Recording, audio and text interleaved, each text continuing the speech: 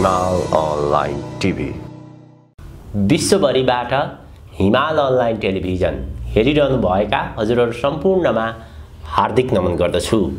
आजको हाम्रो कार्यक्रमको विशेष अतिथि हुनुहुन्छ राजनीतिक विश्लेषक त्रिमूल नेपालका अध्यक्ष भरत दाहाल।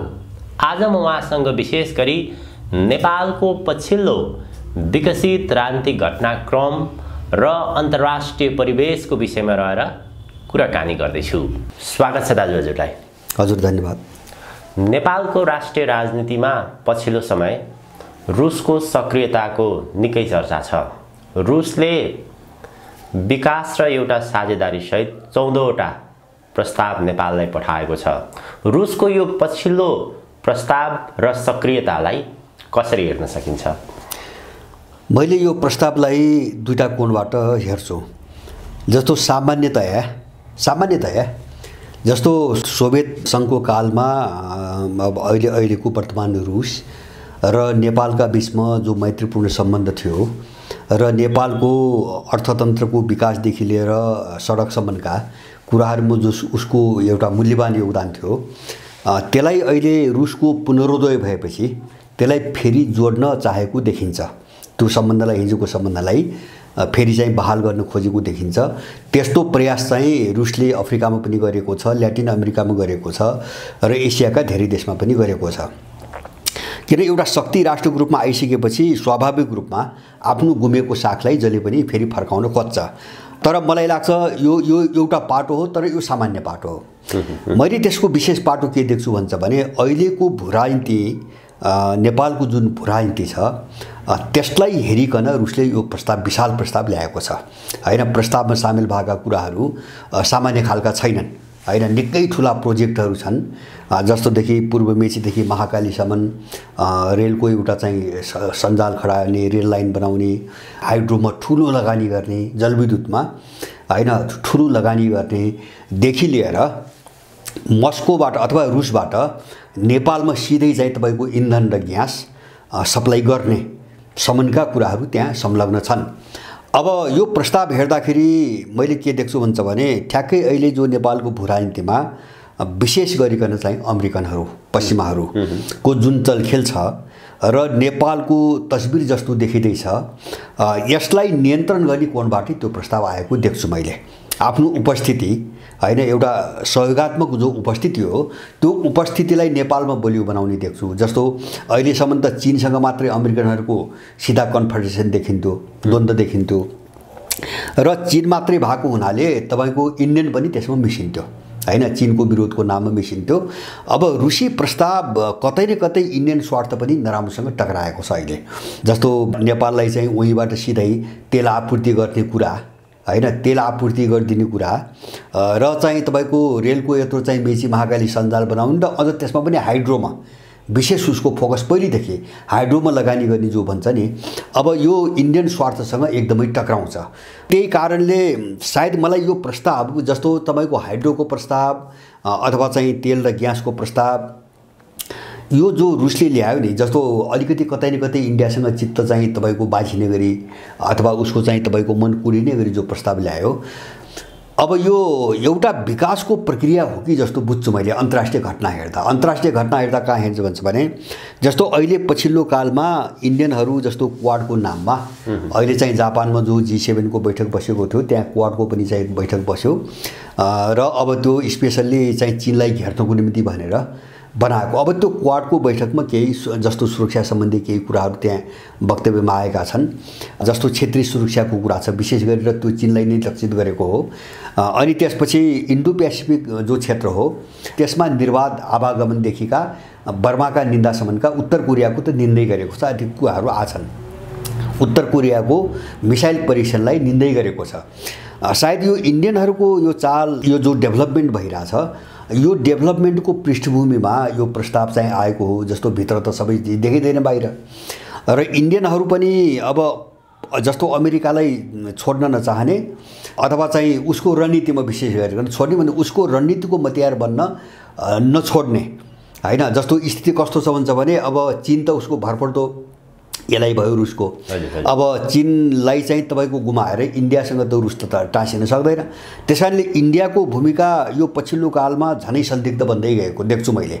र हिजो अस्ति मात्रै जस्तो ब्लुमबर्गले त्यो अमेरिकन एउटा चाहिँ आर्थिक पत्रिका छ, उसले ल्याएका केही समाचार अनुसार रुसले तपाईँको इन्डियालाई जस्तो यो सुरक्षा जो सम्बन्ध छ उनका बिचमा र यो चाहिँ तपाईँको जो तेल र ग्यास कोइला व्यापार छ यसमाथि भारी कटौती गर्ने अथवा यसलाई चाहिँ अन्त्य गर्ने खालको एउटा रुसले चाहिँ धम्की दिइरहेको छ भन्ने खालका समाचारहरू पनि आइरहेका छन्। अब मैले यो पृष्ठभूमिमा हामीले हेर्ने के हो भन्छ भने पहिलो कुरा त मुख्य रूपमा यहाँको भू राजनीतिक जस्तो जो परिस्थिति छ त्यसलाई हेरिकन नै यो व्यापक रूपमा आएको छ हैन, यो व्यापक रूपमा आएको छ। र मलाई के लाग्छ भन्छ भने जस्तो अब यो प्रस्ताव अगाडि बढ्यो जस्तो समाचार आए अनुसार यहाँ केसम्म सुन्यो भन्छ भने रुसको प्रस्ताव देखेर यहाँको कर्मचारी तन्त्र चकित पर्यो रे हैन, कान्तिपुरको भाषा हैन, कान्तिपुरमा आएको समाचार यहाँको कर्मचारी तन्त्र चकित पर्यो। अब त्यो चकित भन्ने शब्दले के बुझाउँछ भन्छ भने यहाँका मान्छे कति निकृष्ट अरूका चाहिँ तपाईँको तलुवाको रूपमा काम गरिरहेको छ भन्ने कुरा त्यो भाषाले बुझाउँछ हैन। किन कुनै एउटा मित्र देशले कुनै प्रस्ताव पठाउँदा त्यो चकित हुनुपर्ने कारण के होइन, चकित किन भए हैन, त्यस्तो प्रस्ताव इन्डियाले पठाएको छ चकित किन हुँदैनन् हैन, त्यस्तो प्रस्ताव चाहिँ अमेरिकाले पठाएको छ एमसीसी ल्यायो चकित किन हुँदैनन्, त्यस्तै प्रस्ताव बेलायतले युरोपियनले ल्याउँ त चकित किन हुँदैनन् र रुसले प्रस्ताव पठाउँदा यिनीहरू चकित किन हुने। यसको लामो पृष्ठभूमि छ। जस्तो रुस चाहिँ यति आक्रामक ढङ्गले आयो अहिले, मलाई लाग्छ यो जो प्रस्ताव चौथो प्रस्ताव तपाईँले भन्नुभयो नि यसको चाहिँ असर यहाँ चाहिँ कस्तो देखिन्छ भन्ने कुरो अब बिस्तारै यहाँको मान्छेले थाहा पाउँछ। किन भन्छ भने 9 वर्ष अगाडि मैले एउटा रुसी राजदूत जो काठमाडौँमा थिए उनको एउटा अन्तर्वार्ता पढेको थिएँ नयाँ पत्रिकामा हैन, परशुराम काप्सेले लिएको अन्तर्वार्ता हो। त्यसमा उनले स्पष्ट के भनेका छन् भन्नुहुन्छ भने 2-3टा कुरा।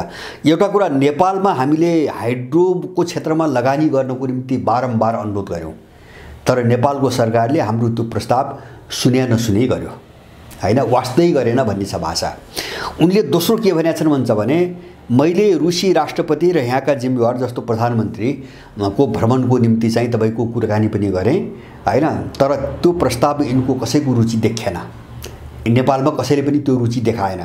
माने 9 वर्ष अगाडि उनले त्यो भनेका छन् हैन, र अहिले यो 14 प्रस्ताव आछ। त्यसकारणले यो भूराजनीतिक हिसाबले यसको ठुलो महत्त्व छ र मैले त्यो महत्त्व नेपालको भूराजनीतिमा अझ जब्बर जस्तो चिनियाहरूको प्रतिक्रिया आउँछ नि त्यो भन्दा जबरजस्त यो महत्त्व के देख्छु भन्छ भने रुसी कूटनीति एउटा मूल्यमा आधारित हुन्छ, राजनीतिक संस्कारमा आधारित हुन्छ।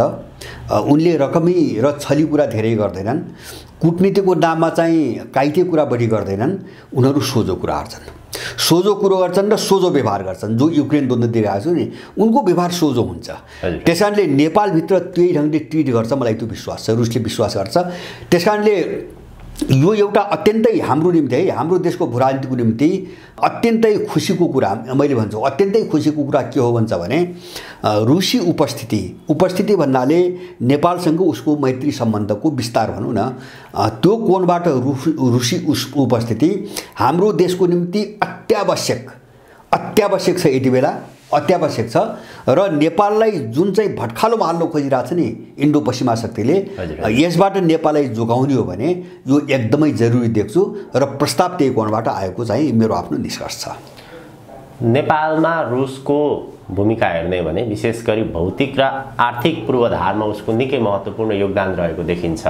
रुसको नेपालप्रतिको पछिल्लो चासो सक्रियता चाहिँ 1991 पछि जो अमेरिकाको एकल साम्राज्यवादको उदय भयो त्यसपछि नेपालमा अलिकति चासो र सक्रियता कम भएको हो कि पछिल्लो समय चाहिँ पछिल्लो दशक रुसको चासो र सक्रियता नेपालमा के कारणले कम हुँदै गयो? यस्तो भयो जस्तो 1991 मा सोभियत संघ विघटन भयो। हजुर। अब सोभियत संघ विघटन मात्रै होइन कि तपाईको रुस कस्तो कमजोर भयो भन्छ भने आफ्नै भूभागलाई अलग देश भनेर अमेरिकनहरूले भटाभट घोषणा गराउँदाखेरि पनि रुसले प्रतिवाद गर्न सकेन। एक त सत्तामा पनि त्यस्तै खालका प्रो अमेरिकन अथवा मानसिक रूपले छिन भइसकेका मान्छे, गोरबाजेव जस्ता मान्छे परे। अझ पछिल्लो कालमा त तपाईको बोरिस येल्सिन जो आयो ऊ पुरै अमेरिकन पिट्ठु भएर आयो। अब सत्ता मान्छेले बुझेन, विद्रोह भयो हैन। ऊ चाहिँ मस्कोको मेयर थियो बोरिस येल्सिन, विद्रोह भयो, येल्सिनलाई साथ दिए। किन भन्छ भने त्यहाँ सोभियत सङ्घको विरुद्धमा एउटा ठुलो प्रोपोगन्डा भइसकेको थियो, अमेरिकाले गराइसकेको थियो।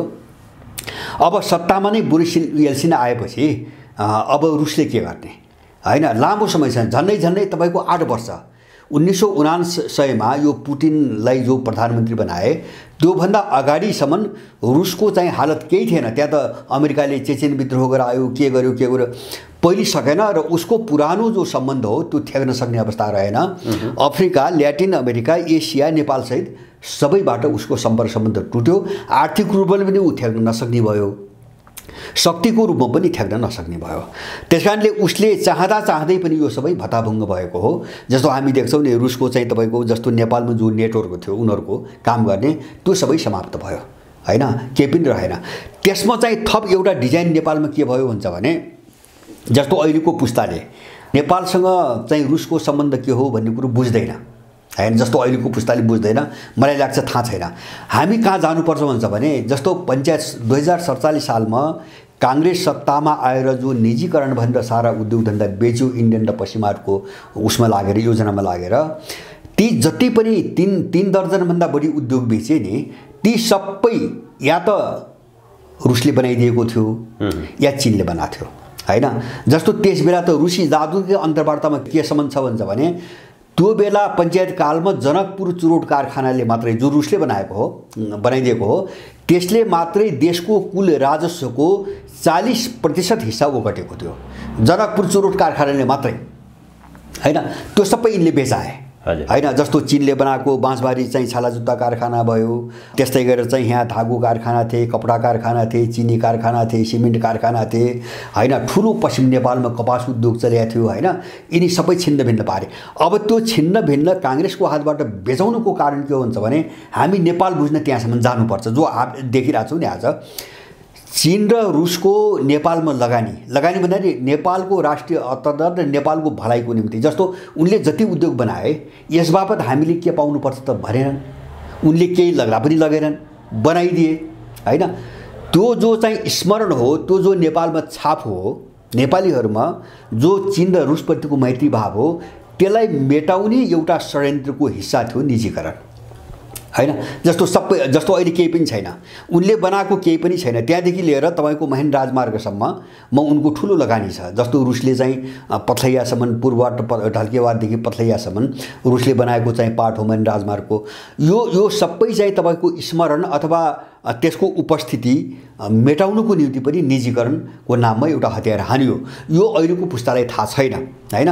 त्यसकारणले गर्दाखेरि यो सबै अब बिउँदन्छ। उनीहरू यो सबै चाहिँ फेरि बिउँदाउने प्रयासमा छन्। जस्तो त्यही प्रस्तावमा के छ भन्छ भने, छात्रवृत्ति अहिले चाहिँ रुसमा 18वटा कोटा जाँदो रहेछ सरकारको तर्फबाट, त्यसलाई 200 गराउने भनेका छन् हैन। त्यसलाई 200 बढाउने भनेका छन्। ऊ बेला पनि चाहिँ पञ्चायत सोभियत सङ्घ विघटन हुनुभन्दा पहिले हजारौँ मान्छे पढ्न जान्थे। त्यसकारणले रुसले नथैगेको हो, हिजो सोभियत सङ्घ विघटन भइसकेपछि नसकेको हो, चाहेर पनि नसकेको हो। अहिले चाहिँ उसको पुनरोदय भयो हैन। जस्तो भन्नुहोस् न, झनै अमेरिकालाई टक्कर मात्रै दिने होइन कि अमेरिकालाई नियन्त्रण गर्ने शक्तिकै रूपमा जब उठिसक्यो युक्रेन जुट्नुपछि भनिसकेपछि उसले आफ्नो चाहिँ त्यो सम्बन्ध विश्वव्यापी रूपमा बनाउनु कोसिस त गरि नै भयो। त्यसैको एउटा कडी हो यो। हिजो नसकेको हो हैन, नचाहेको होइन, नसकेर गरेको हो। त्यो सक्ने सामर्थ्यमा आयो, रुसले आफ्नो कदम अगाडि बढायो।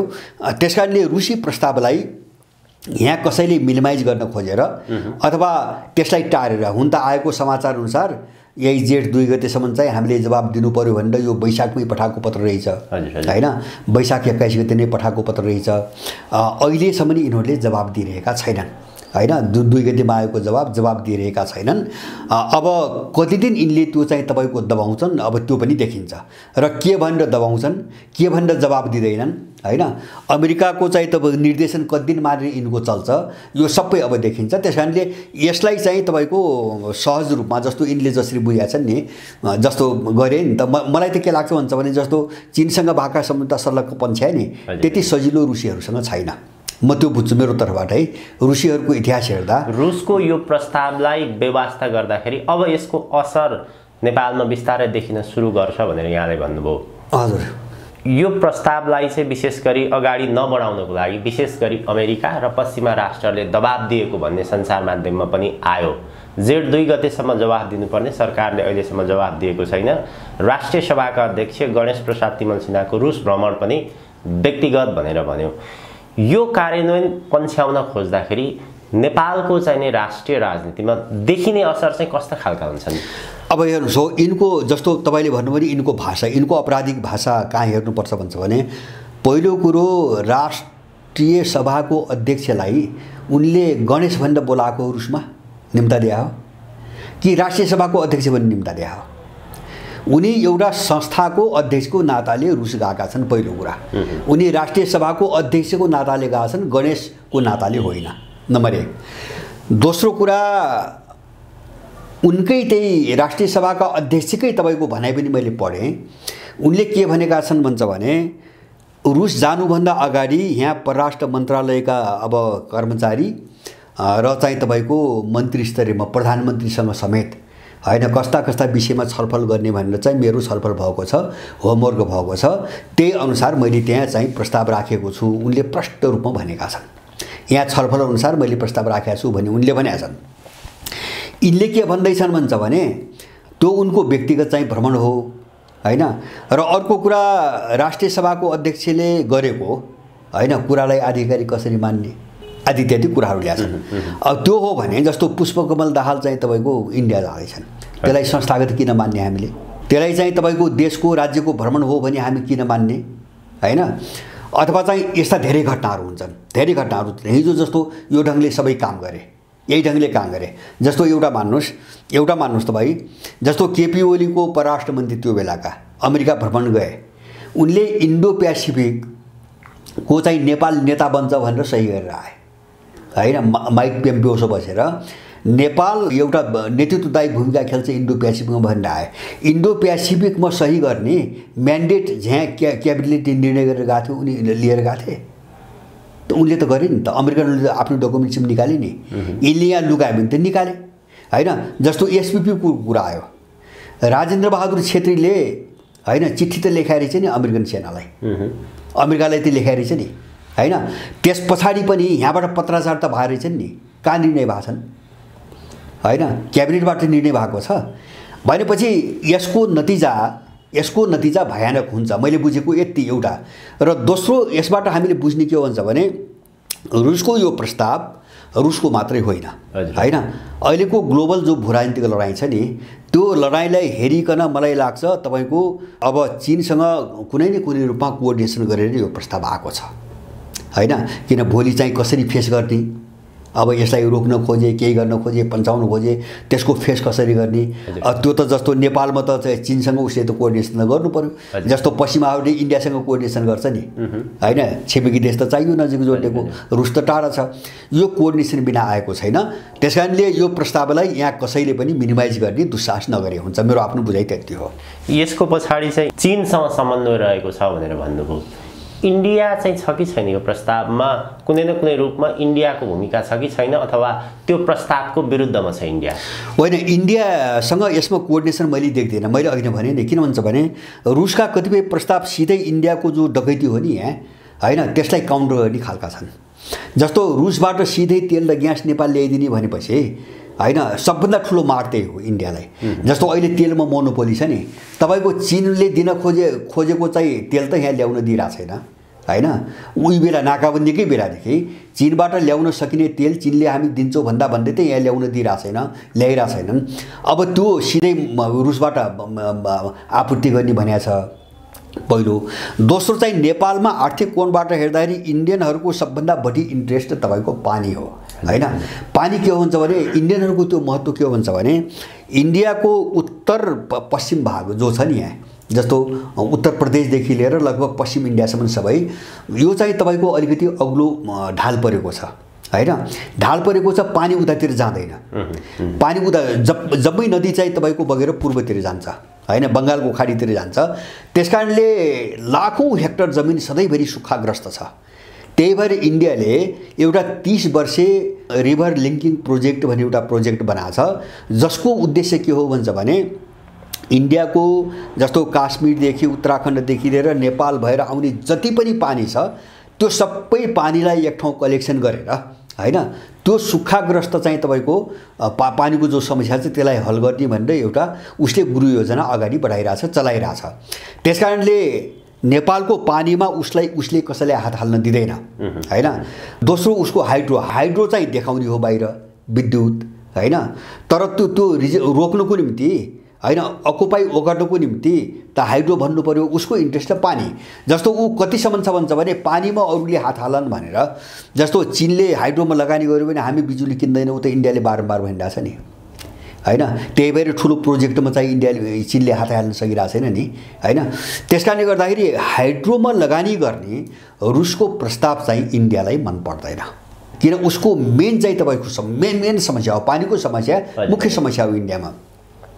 यो दुईटा र तेस्रो अर्को मैले भन्छु जस्तो पूर्वदेखि यो पहाडी बेल्टमा पूर्वदेखि पश्चिमसम्म तपाईको रेल लाइन बनाउने मेची महाकाली हैन भनिसकेपछि त्यो कसैले पनि चाहन्न। जस्तो नेपाल विकास होस् हैन, जस्तो यो चाहिँ 5-7 वर्ष अगाडि चिनिया प्रस्ताव पनि हो। चीनले के भनेको थियो भन्छ भने रेलकै कुरा पनि गरेको थियो, तर यो बाहिर आएन, उसले राखेको अनौपचारिक प्रस्ताव यहाँका मान्छेहरूलाई। र चाहिँ पहाडी बेल्टलाई एउटा औद्योगिक करिडोर हैन, जस्तो मेचीदेखि महाकालीसम्मको पहाडी बेल्टलाई पुरै औद्योगिकरण हामी गर्छौँ हैन, त्यो योजना चाहिँ हामीले दिनुस् भनेको यिनले चाहिँ मानेनन्। अब त्यो त्यही चिज चाहिँ रुसले लिएर आएको छ। त्यसकारण इन्डियनसँग मैले कोअर्डिनेसन देख्दिनँ यसमा, इन्डियनसँग कोअर्डिनेसन देख्दिनँ। चीनसँग यस कारणले कोअर्डिनेसन हुने सम्भावना बढी छ। किन भन्छ भने भोलि केही पर्यो भने त आखिर चाहिँ डिल गर्ने त चीनको सहयोगमा, चीन त हाम्रो छिमेकी हो हैन। भोलि केही पर्यो अगाडि कसरी जानुपर्ने भन्ने स्थिति आयो भने त चीनसँगै कोअपरेसन गर्नुपर्छ उनीहरूले। त्यसकारणले चीन फेरि यो अमेरिका विरुद्ध लडाइँ हो, उसको प्रस्ताव चाहिँ यहाँ पश्चिमाहरूको जुन गतिविधि छ यसलाई कसरी चाहिँ तपाईको अघि बढ्न नदिने भन्ने नै हो उसको हैन, बाहिर नभने भित्र त्यही हो। उपस्थितिले नै काफी गर्छ। किन भन्छ भने यो महत्त्वको के हो भन्छ भने जस्तो तपाईँ एमसीसी आयो नि, एमसीसीबाट नेपाल पुरै क्याप्चर गर्न खोजिरहेछ अमेरिकाले हैन। एमसीसीमा त के सम्झौता पनि छ भन्छ भने नेपालीहरूले अहिले पनि पढुन्, अमेरिकन चाहिँ तपाईको हितमा अमेरिकन इन्ट्रेस्टमा कुनै चाहिँ बाधा व्यवधान आउने देखा पर्यो भने यहाँ भएका अरू सम्झौताहरू पनि निस्किने हुनेछन् भनेको छ। अरू भनेको छ त्यो भनेको अरू देशसँगका हैन। जस्तो उनको प्रोजेक्ट अमेरिकनको प्रोजेक्टमा कुनै असर पुर्याउने खालका अरू कसैसँग सम्झौता छन् भने तिनी पनि निष्क्रिय हुनेछन् भनेको छ हैन। भनेपछि अब जस्तो रुस आयो, यिनी प्रस्ताव लिएर आयो, जस्तो चीनको बीआरआईसँग जति सम्झौता गरेका छन् तिनी अगाडि बढे भने एमसीसीको नाममा चाहिँ अमेरिकनले पैसा किन दिन्छ? ऊ त यो विशाल क्षेत्रलाई उसको चाहिँ क्याम्प बनाउन खोजिरहेछ हैन, र यहाँ कब्जा गरेर चाहिँ तपाईको सेक्रेट रूपमा अर्कै काम गर्न खोजिरहेछ। र उसले चाहिँ एमसीसी हैन तपाईको 50 अरब अब 65-70 अरब कति हुन्छ त्यो डलरमा कन्भर्ट गर्दा भनिरहेछ। होइन भने अमेरिकाले लगानी गर्दैन। र मलाई के विश्वास छ, मलाई अब के विश्वास भन्छ भने युक्रेन द्वन्द्वपछिको विश्व हेर्दा अब 5 वर्ष ट्रान्समिसन लाइन भनेर त अमेरिकाले भन्छ, किन चलखेल त गर्नु पर्यो नि। 5 वर्ष चलखेल त गर्नु पर्यो, उपाय त केही निस्कन्छ कि गर्नु पर्यो। तर अमेरिकाले अन्तिममा हामीलाई चित्त बुझेन भन्छ, यो प्रोजेक्टबाट हात निकाल्छ र पैसा 1 सुको पनि दिँदैन।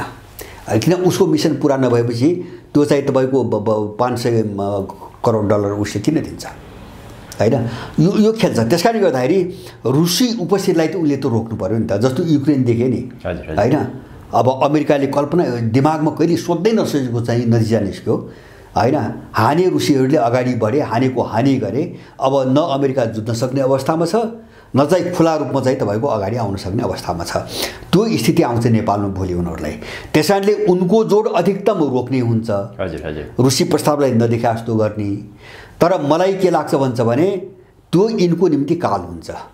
यहाँ जो दलालहरू गरिरहेका छन् बिना कारण त भन्नु पर्यो नि हैन। प्रस्ताव त पठाइसक्यो, रुसी दूतावासले प्रस्ताव पठाइसकेपछि त्यो गणेश तिमिसिना के अरे चाहिँ हाम्रो राष्ट्रिय सभाको अध्यक्षको प्रस्ताव हुन्छ। त्यो रुसी दूतावासले पठाएको प्रस्ताव यो हालतबाट देश गुज्रिरहेछ। र मैले के देख्छु भन्छ भने अब देश एउटा बडो नाजुक स्थानमा अन्तर्राष्ट्रिय शक्तिहरूको जो टक्राउ अब चाहिँ प्रत्यक्ष बन्ने सम्भावना बढ्यो, नाजुक अवस्थामा छ। यो चिजलाई बुझेर चाहिँ हामी यस्ता मुद्दाहरूमा बहस गर्नुपर्छ भन्ने चाहिँ मलाई लाग्छ। विश्वको पछिल्लो भू राजनीति विशेष गरी नेपालमा हेर्ने हो भने चाहिँ अमेरिकन शक्ति नै आजको दिनसम्म निर्णायक त्यस्तो देखिन्छ।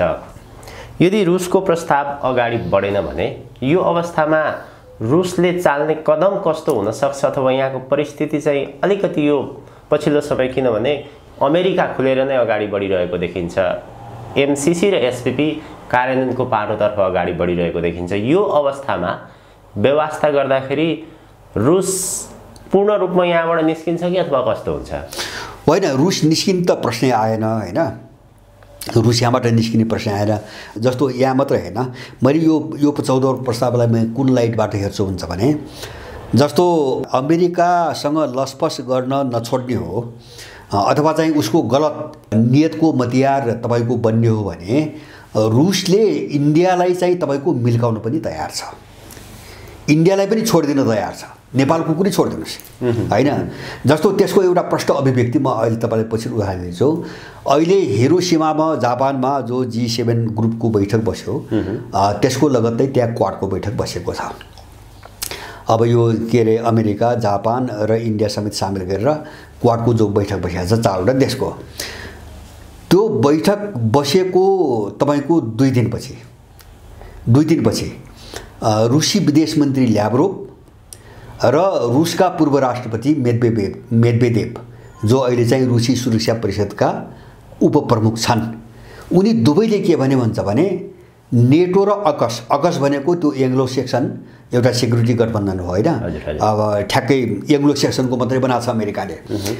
अब यो दुईटा सङ्गठन, ल्याब्रोभले भने यो नेटोको चाहिँ पेसिफिक संस्करण हो, प्रशान्त क्षेत्रमा नेटोको चाहिँ तपाईँको स्थानीय लोकल संस्करण हो, र मेदवेदेवले के भने भन्छ भने यिनी एलायन्स भनेका छन्, क्वाड र चाहिँ तपाईँको अकस, यिनी चाहिँ रुसका चाहिँ अनफ्रेन्डली चाहिँ तपाईँको सङ्गठन हुन् अथवा शत्रु सङ्गठन हुन् भनेका छन्, मेदवेदेव प्रष्ट भनिदिएका छन्।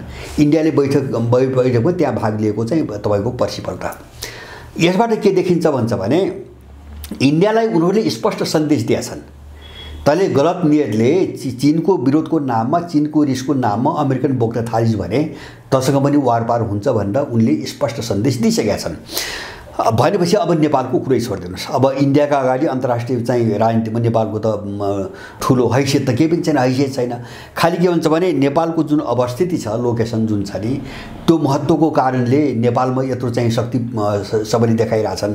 त्यस कारणले रुस यहाँबाट जाँदैन, छोड्दा पनि छाड्दैन र यसको चाहिँ जवाब कसरी दिने भन्नेतिर उनीहरू जान्छन्। मलाई लाग्छ त्यो जवाब बिस्तारै आफ्नो तर्फबाट होला, तर रुस र चीनको सल्लैबाट त्यसको जवाब आउँछ र अब त्यो जवाब ठेक्न सक्ने यिनको यहाँ हैसियत छ, मलाई चाहिँ त्यस्तो लाग्दैन एउटा कुरा। दोस्रो चाहिँ उसलाई अब चाहिँ सधैँ पन्छाउन सम्भव अन्तर्राष्ट्रिय राजनीतिबाट मैले कहाँ देख्छु त भन्छ भने, अब हुन त अहिले अर्को प्रसङ्गमा ल्याउँला, अमेरिकनहरू लगभग चाहिँ अब युक्रेनबाट बिदा बाई गर्ने तयारीमा छ। अब रुसको डरले अमेरिकनहरू युक्रेनलाई बाई गर्ने तयारीमा लागिसकेका छन्। त्यसको निम्ति उनले भर्खरै चाहिँ अल्टिमेटम पनि दिइसकेका छन्। त्यसकारणले गर्दाखेरि अब यहाँ सधैँभरि अमेरिकन बोकेर यिनीमा चाहिँ यहाँ टिक्ने सम्भावना मैले कहीँ पनि देख्दिनँ। नेपालको राष्ट्रिय राजनीतिको सन्दर्भमा चाहिँ सञ्चार माध्यममा कसरी पनि चर्चा हुने गर्छ भने इन्डिया र रुस नेपालको राजनीतिक कोर्स करेक्सनमा एक ठाउँमा उभिएका छन्, पछिल्लो गतिविधि त्यस्तो छ भनेर भनिन्छ। नेपालको अहिलेको जो व्यवस्था र पछिल्लो समय जो कोर्स करेक्सनका कुराहरू उठान भइरहेका छन्, इन्डिया र रुसको लाइन एउटै छ कि फरक धार छ उनीहरूको? यस्तो हामीले यसलाई मुद्दामा हेर्नुपर्छ। जस्तो दुईटा क्याटेगोरीमा वर्गमा बाँड्नुपर्छ जस्तो लाग्छ मलाई। एउटा वैश्विक चाहिँ तपाईँको राजनीतिको कोणबाट हेर्नुपर्छ।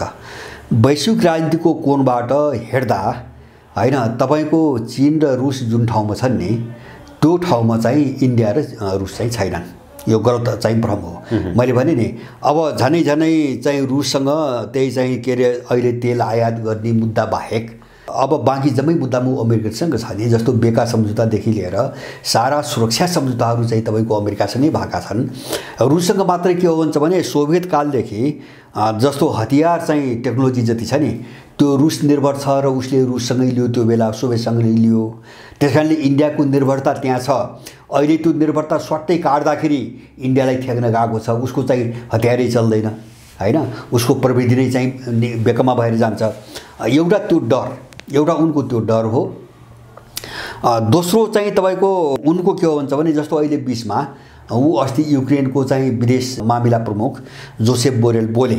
उनी के बोले भन्छ भने इन्डियाको विषय हेरेर इन्डियाले हामी कहाँ युरोपमा जति इन्डियाले आफ्नो उत्पादन पठाउँछ नि यो सबै रोक्नुपर्छ भनेर बोले। कारण के दिन्छ भने रुसबाट चाहिँ आधा सस्तो मूल्यमा तेल लग्ने, अनि त्यो रिफाइन गर्ने र युरोपमा पठाउने, अनि त्यसैबाट उत्पादन गरी माल युरोपमा पठाउने भनेपछि त सारा रुसी सामान पठाइरहेको छ अर्को कोणबाट इन्डियाले।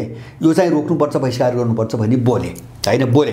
मैले भन्न खोजेको रुसबाट त्यत्रो फाइदा लुटिरहेको छ अहिले आधा मूल्यमा। जो अन्तर्राष्ट्रिय बजारमा रुसले पहिले बेच्थ्यो त्यसको आधा मूल्यमा लिइरहेको छ। त्यो रुसको बाध्यता पनि छ अहिले बेच्नको निम्ति। अब यिनीकै कारणले इन्डिया चाहिँ तपाईको रुससँग सम्बन्ध तोड्न नसकेको हो। र अर्को उसलाई डरभित्र के छ भन्छ भने जस्तो अहिले यो युक्रेन द्वन्द्वपछि त यो लडाईँ पश्चिम भर्सेस चाहिँ तपाईको पूर्व अथवा पश्चिम र गैर पश्चिम का बीचमा यो लडाईँ सुरु भएको छ भनेर जस्तो आर्थिक कोणबाट, राजनीतिक कोणबाट, व्यवस्थाको कोणबाट, सभ्यताको कोणबाट बहस त थुप्रै भइसकेका छन् अब हैन, बढ्दै गएका छन्। अब यो कोणबाट हेर्दाखेरि मानौ इन्डिया अमेरिकाकै पक्षमै खुलेर उभियो भने यहाँ त्यो टेक्न सक्छ कि सक्दैन त्यो प्रश्न पनि छ हैन। पूर्व र पश्चिमको लडाईँमा इन्डियालाई यहाँ टेक्न सम्भव छ कि छैन त अब पश्चिमाहरूसँग उभिएर। यिनी समस्याले उसलाई गाँजेको छ। तर अब यो अहिलेको परिदृश्यमा नेपालको मामिलामा हो भने त्यस ग्लोबली हेर्दाखेरि तपाईको एउटा दृश्य छ, एउटा दृश्य देख्छौँ हामी। अब बाँकी स्थानीय रूपमा के हुन्छ भन्छ भने जस्तो एजेन्डाहरू हुन्छन्। एउटा के हुनसक्छ भन्छ भने जस्तो अहिले नेपालमा चाहिँ अमेरिकनहरूको एकदम बलियो उपस्थिति भनेको त्यो इन्डियनहरूलाई पनि नोक्सानी हो हैन। इन्डिया त बाँकी त राख्दैन नि त उसले चाहिँ यहाँ पस्नको निम्ति अथवा चीनको विरुद्ध रुसको विरुद्धमा प्रयोग गर्ने मात्रै हो। अब इन्डियालाई झनै ठुलो जोखिम छ र सबभन्दा बढी जोखिम छ मैले बुझेको हैन।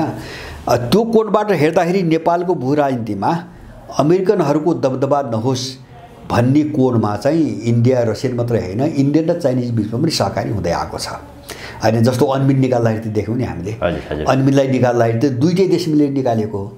त्यसकारणले गर्दाखेरि स्थानीय भू राजनीतिक मुद्दाहरूमा कोअपरेसन हुन सक्छ उनीहरूको। अब चाहिँ वैश्विक भू राजनीतिक मुद्दाहरूमा स्थिति बेग्लै हुन्छ।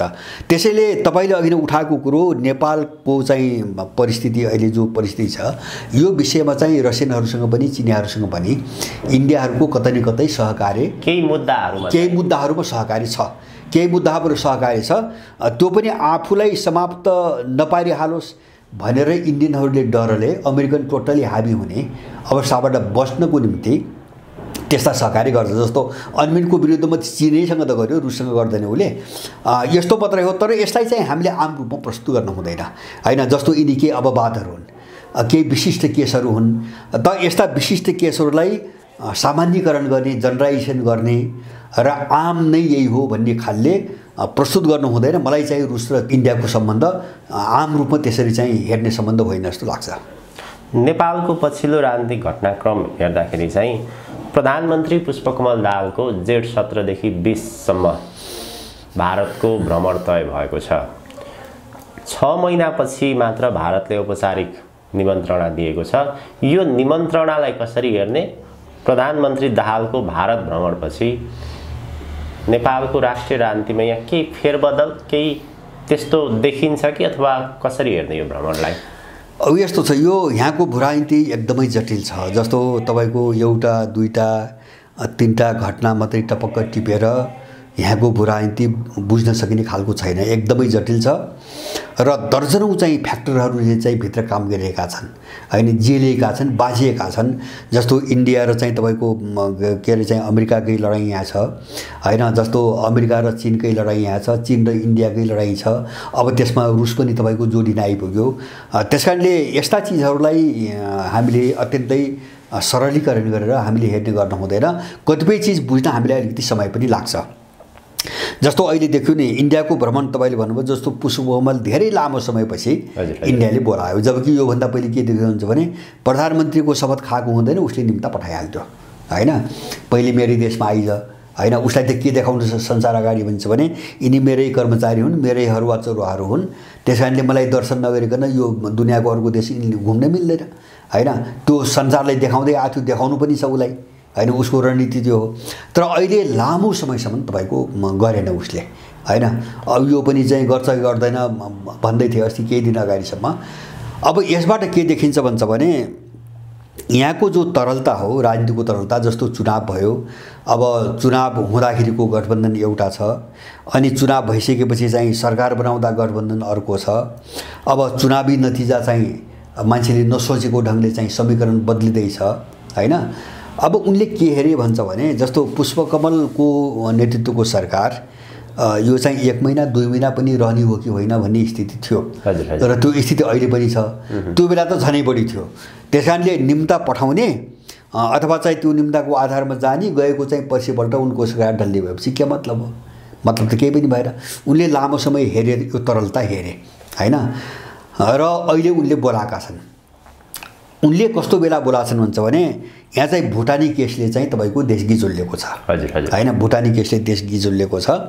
र अब मेरो आफ्नो कोणबाट मैले के देख्छु भन्छ भने अहिले इन्डियनहरूले बोलाए यो भुटानी केससँग अलिकति मैले यसलाई जोडेर कहाँ हेर्छु भन्छ भने अमेरिकनहरूले जसरी चाहिँ यिनी सबैलाई हाल्दिने हैन, आफै गराए यो घटना भित्र, आफै विकास गरे, आफै जो हाल्दिए।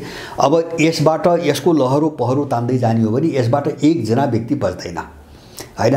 जति नाटक गरून्, किन यिनी सबैको कार्यकालमा यो चाहिँ खेल अगाडि बढ्या छ, त्यही मन्त्रालय भित्रैबाट बढ्या छ। यिनी सबै प्रधानमन्त्री भएका मान्छे हुन्। मलाई थाहा छैन, मेरो पालामा होइन भनेर उम्कने। अब 75 सालमा ओली चाहिँ प्रधानमन्त्री बन्दाखेरि चाहिँ त्यो कार्यदल बनेर यो चाहिँ मान्छे खोज्न सुरु गरे हैन। अब त्यसपछि त शेरबहादुर देउवा प्रधानमन्त्री भाषण, पुष्पकमल भाषण हैन। अनि चाहिँ तिनकै मन्त्रालयबाट सबै काम अगाडि बढिरहेछ, तिनै कर्मचारी हुन्, तिनकै हुन्।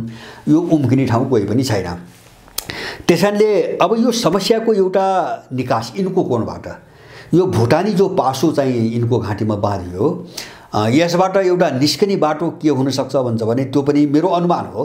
भोलि चाहिँ तपाईको जस्तो यही हतियार प्रयोग गरेर यिनी अहिलेसम्म काम गरेका पुराना दलाल अब यिनको अस्तित्व नै समाप्तै हुने अथवा चाहिँ तपाईको यिनीहरू टेक्नै नसक्ने स्थिति चाहिँ आउने देख्यो भने एउटा के हुन सक्छ सम्भावना भन्छ भने यिनीहरू एकजुट भएर इन्डियाको खुट्टा ढोर्न जान सक्छन्, हामीलाई बचाइदिए भनेर जान सक्छन् हैन।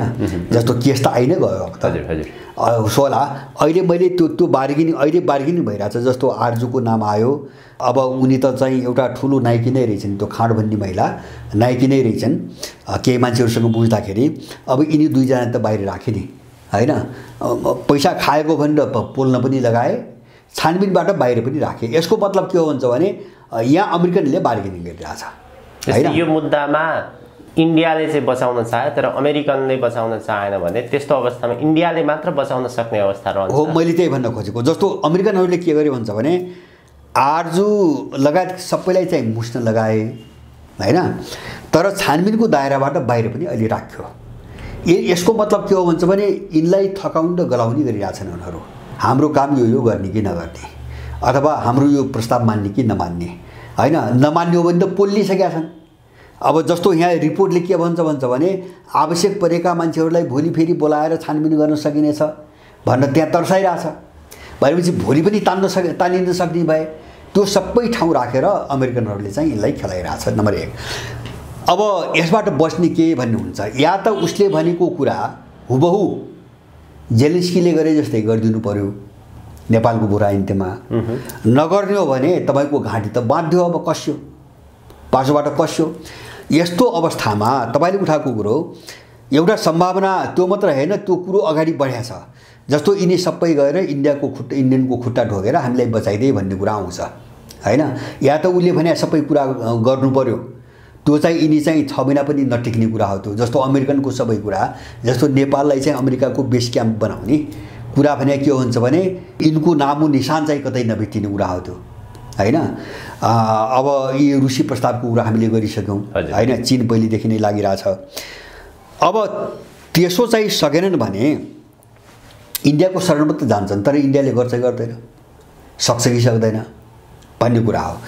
अब मलाई के लाग्छ भन्छ भने इन्डियाले त्यो जोखिम अहिले मोल्दैन होइन। आश्वासन देला अलिकति बीच बचाउ केही सम्झौता होला अथवा मुख्य केही मान्छेहरू चाहिँ तपाईँको जोग्यलान् अलिकति अमेरिकाका काम पनि गर्ने, अलिकति इन्डियनले यिनी चाहिँ आतङ्कित भएको बेला चाहिँ कसेर अलिकति चाहिँ आफ्नो काम पनि गराउने त्यो होला।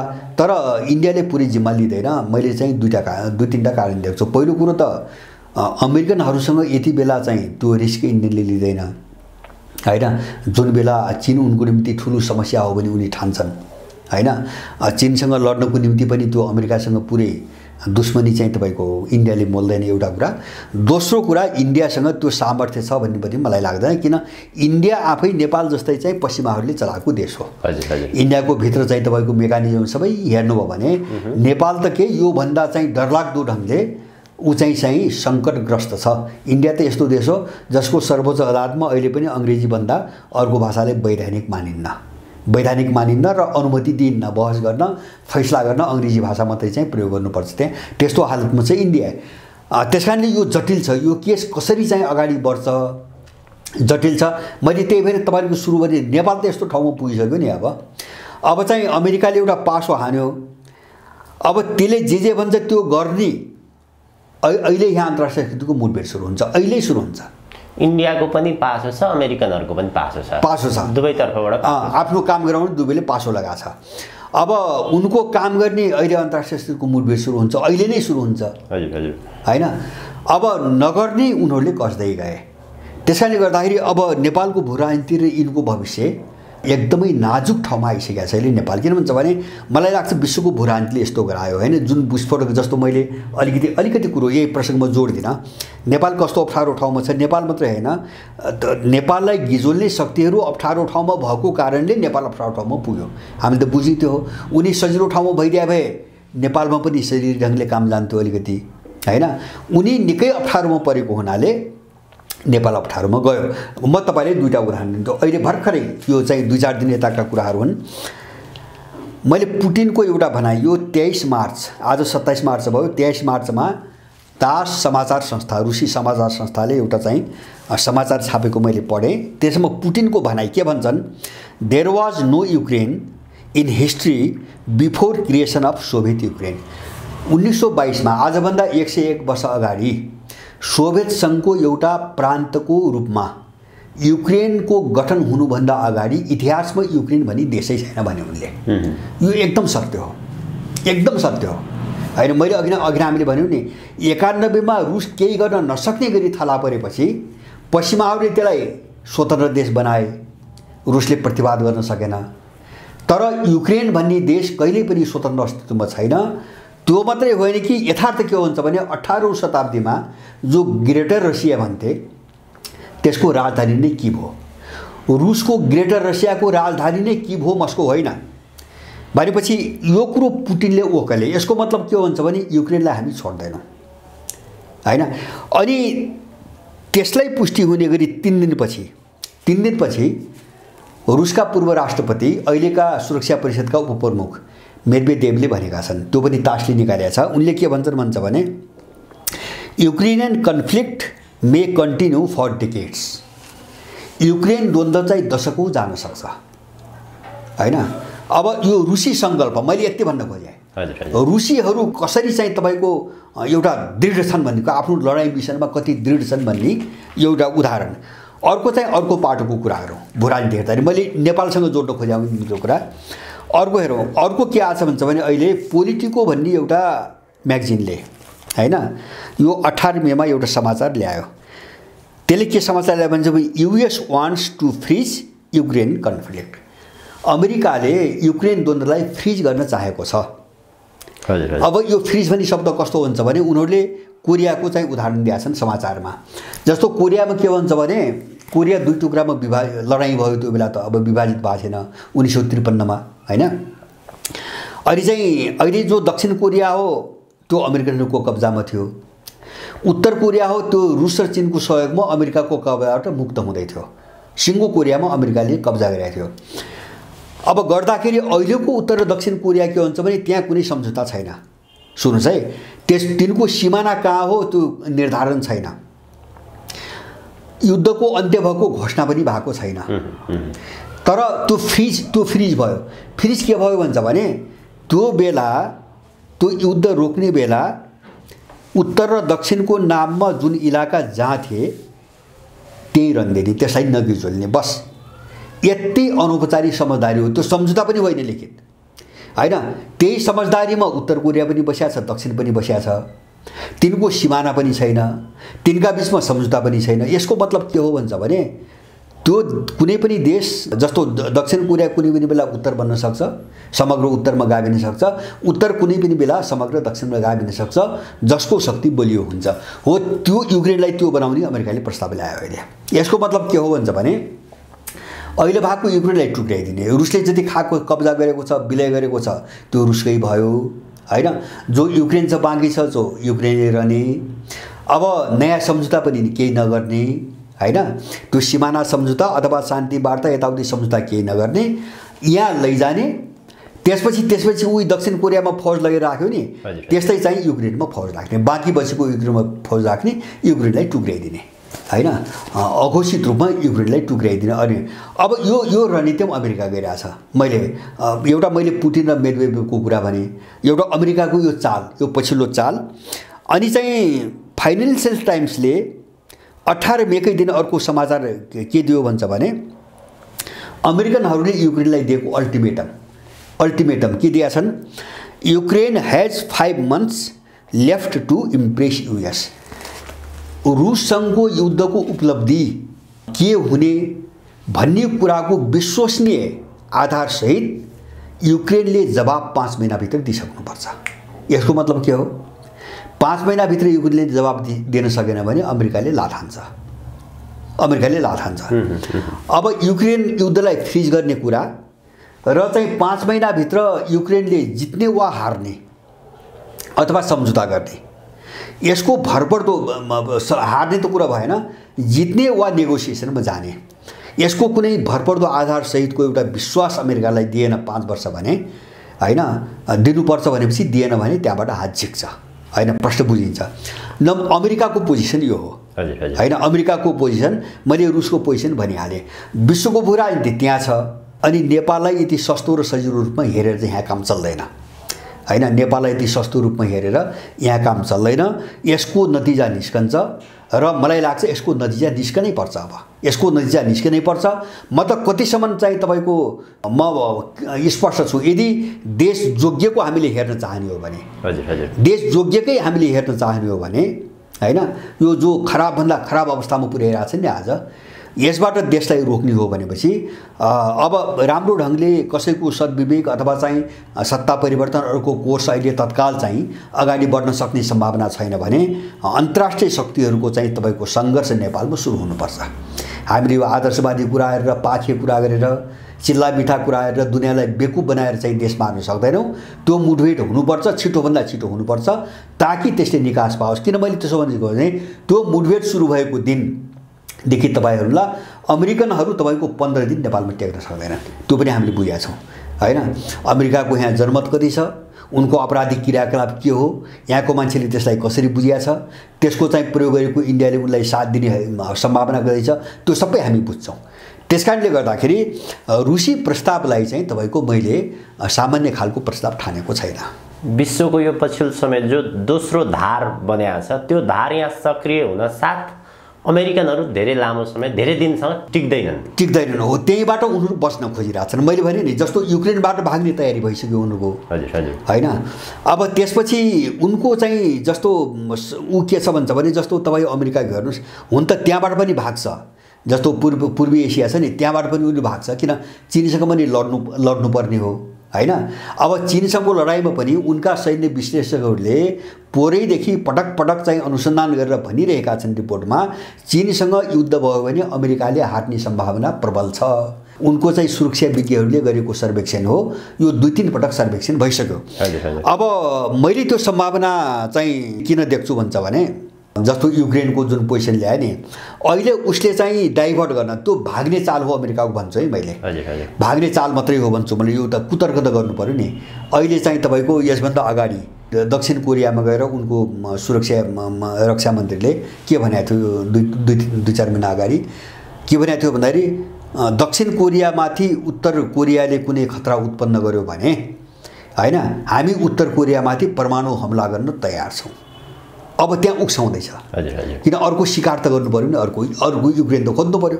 अनि अस्ति यही चाहिँ G7 को बैठकमा भर्खरै 5-6 दिन अगाडि जापानको हिरोसिमामा बाइडेनले के भने, अमेरिकन राष्ट्रपतिले भन्छ भने अमेरिकाले जापानको सुरक्षाको निम्ति त्यसलाई चाहिँ हाम्रो न्युक्लियर अम्ब्रेलाभित्र राख्छ हैन, अथवा जापानको सुरक्षाको निम्ति हामीले न्युक्लियर वार गर्न पनि तयार छौँ।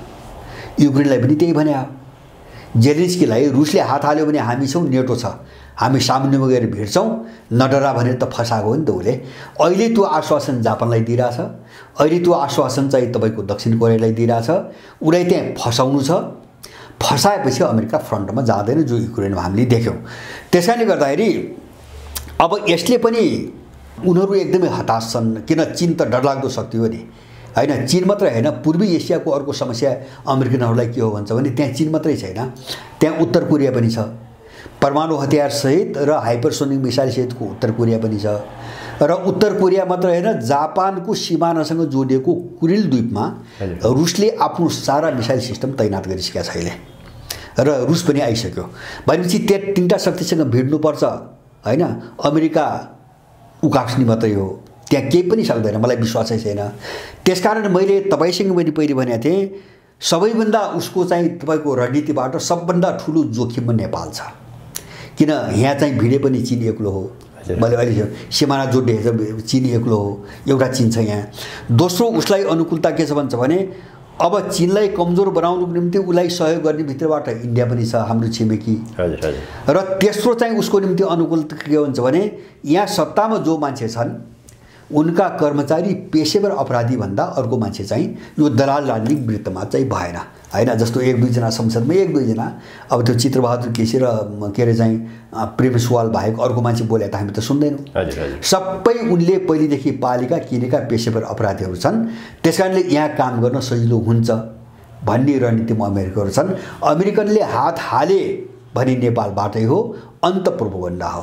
त्यसकारणले गर्दाखेरि अब यो सबै बुझेर मैले भने हामीले रुसी प्रस्तावलाई कहाँ बुझ्नु पर्यो भन्छ भने यो सबै उसको चाल, उसको रणनीति, उसको मानसिकता सबै हेरिकन हैन रुसी जुन प्रस्ताव आयो नि उनले पनि त भेदो उसको चाल नबुझिकन त यत्रो प्रस्ताव त ल्याएको छैन।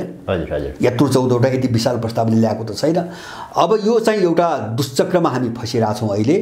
यसको निकासको निम्ति हामीले गर्न सक्ने सब चिज गर्नुपर्छ भन्ने मलाई लाग्छ। तर समग्र टेन्डेन्सी जो विश्वको विकासक्रमको एउटा प्रवृत्ति हेर्छु मैले, त्यो प्रवृत्तिमा अमेरिका निरन्तर पतनको बाटोमा छ, एकदमै पतनको बाटोमा छ।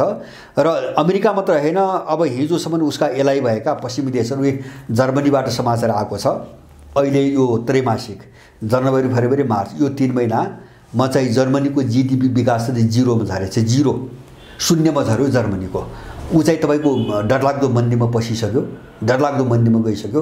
त्यो मात्र हैन, यो सङ्कट जति जति उनलाई बढ्दैछ नि अहिले अमेरिकन र युरोपियनको बिचमा कन्फ्रन्टेसन फेरि एकदम चर्को हुँदै गएको छ। जस्तो अस्ति चाहिँ त्यही हिरोसिमामा G7 को बैठकमा चाहिँ बाइडेनले के भने हाम्रो गठबन्धनले चाहिँ तपाईँको के अरे युक्रेनलाई M16 जहाज जो अमेरिकाको चाहिँ तपाईँको लडाकु जहाज हो त्यो उपलब्ध गराउँछ भन्ने बोले। त्यसको भोलिपल्टै चाहिँ जर्मनको चाहिँ चान्सलरले खण्डन गरे। त्यो कुरा हाम्रो एजेन्डामै छैन भन्दै उनले हैन, सफाई दिइरहेछन् उनीहरूले। अब यस्तो भाग हुनाले अमेरिकनहरू यहाँ टेक्ने मैले कुनै सम्भावना छैन। त्यही भएर मैले भने नेपालको छिटोभन्दा छिटो निकासको निम्ति यो कन्फ्रन्टेसन, आखिर देश त भाँडे यिनीहरूले बिगारे हैन। यो सामान्य ढङ्गले सजिलै 2-4 जना व्यक्ति गएर देश बन्ने हालत त छैन हैन। जब अब मुठभेडमै जाने हो, अब चाहिँ तपाईँको लडाइँमै जाने हो भने छिटोभन्दा छिटो जानुपर्छ, त्यो एकदम जरुरी छ। हामीले बढी आदर्शवादी कुरा गर्न हुँदैन, यो मान्छेलाई गुमराहमा पार्ने प्रवृत्ति मात्र हो। किन भन्छ भने आदर्शवादी कुरा गर्ने, चिल्ला चाप्ला कुरा गर्ने, युद्धका कुरा गर्नुहुन्छ, लडाइँका कुरा गर्नुहुन्छ भन्ने देश गिजुली राख्ने, भित्रबाट देशलाई भाँड भैलो गरिराख्ने, अनि चाहिँ तपाईँको आज यस्तो हालतमा चाहिँ तपाईँको देश छ। यो चिजको छिटोभन्दा छिटो अन्त्य गर्नुपर्छ। र त्यसको निम्ति मैले बारम्बार भनेको छु, मैले अहिले पनि भन्छु, चीन र रुस हाम्रो देशलाई कहिले हानि नगरेका देशहरू हुन्। र हिजो हाम्रो अर्थतन्त्र अथवा चाहिँ पञ्चायत कालसम्म हामीसँग जे थियो गर्व गर्ने त्यो सबै उनले बनाइदिएको हो हैन। यिनको पश्चिममा यिनको इन्डियाले एउटा उद्योग बनाएको छैन, नेपालमा एउटा उद्योग बनाएको छैन हैन। त्यो हामीले देखेका छौँ, इतिहास हामीले बिर्सेका छैनौँ। हजुर हजुर। र नेपालको भूराजनीति जसले गिजोल्यो त्यो शक्तिलाई निकाल्नको निम्ति पनि रुस र चीनसँग सहकारी जरुरी छ। जसले यसको विरोध गर्छ त्यो नेपाल विरोधी मिसनसँग जोडिएको खराब मान्छे हो। मैले बुझेँ त्यति कुरा हो। त्यसकारणले हाम्रो पनि एलाइ त हुनु पर्यो नि। उनका एलाइ हुने, गठबन्धन हुने हैन, उनका सहकारी गर्ने शक्ति हुने, हामीले नहुने भने के हामी एक्लै सक्छौँ? यस्ता चाहिँ तपाईँको तल्लो स्तरका कुरा गरेर हैन, तपाईँको अर्थहीन कुरा गरेर केही पनि काम लागिन्न।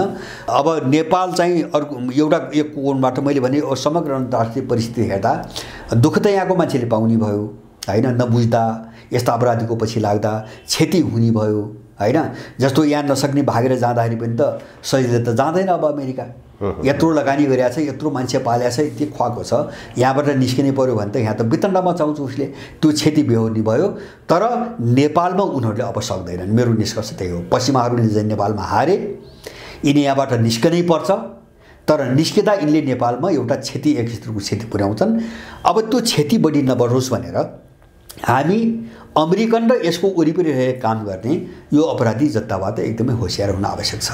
हस्, आजको हजुरको अत्यन्त महत्त्वपूर्ण समय र विचारप्रति म हृदयबाट नै आभार प्रकट गर्न चाहन्छु। हजुर, धन्यवाद।